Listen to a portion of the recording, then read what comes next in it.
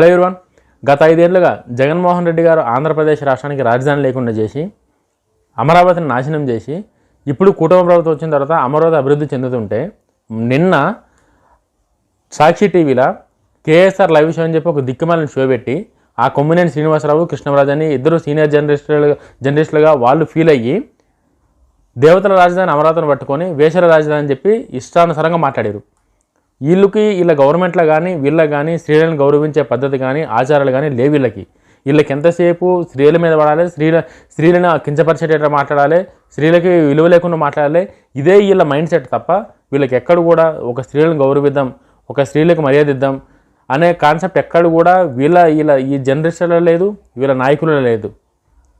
వీళ్ళకి 11 సీట్లు ఇచ్చి మూలకు పెట్టిన తర్వాత కూడా ఈ సాక్షి టీవీలో ఆ కొమ్మినేని ఆ కృష్ణంరాజు పన్నికిరాని పిచ్చి పిచ్చి మాట్లాడుకుంటా రాజధాని మీద ఏడుస్తురాళ్ళు. ఇప్పుడిప్పుడే కదా ఆంధ్రప్రదేశ్ అభివృద్ధి చెందుతుంది.